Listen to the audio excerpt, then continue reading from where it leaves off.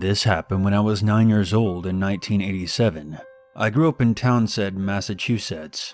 It's a medium-sized town on the New Hampshire border. My dad worked for a very well-known local plastics company, and my stepmom worked at the Congregational Church. I got dragged along with his wife to church every Sunday, whether I wanted to or not. The one saving grace of going to church with my dad's wife was the opportunity to go on the playground after Sunday school class and the standing offer of cake, which they had almost every Sunday. It was one Sunday in late November.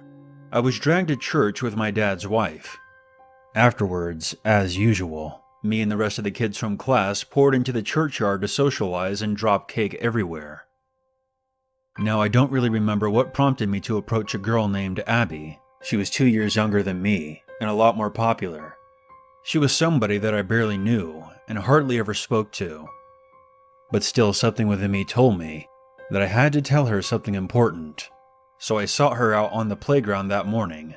"Hey Abby," I started, feeling driven by something I couldn't explain. "You have to grow your fingernails out, so if someone tries to hurt you, you can go right for their eyes." I was dead serious as I said this.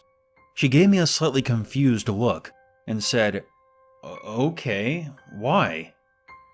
I didn't have an answer to that, so I just kind of shrugged and told her, "Just do it, okay?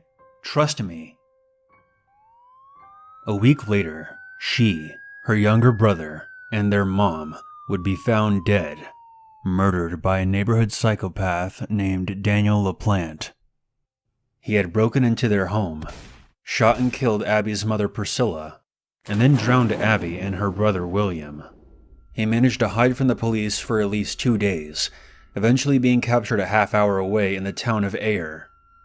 When he was arrested, the police noticed scratches around his eyes. I cried when I found out that she and her family had been brutally murdered. I finally understood why I had to warn her, but still could not explain how I knew. Regardless, I view it as a failure on my part. I remember being incredibly distraught about it. No 9-year-old should have that kind of burden or guilt. I feel awful about what happened to Abby and her family, and I wish I could have done more to save her life. It took me years to mentally accept what happened. Survivor's guilt is a hell of a thing, but I was just too young to fully understand.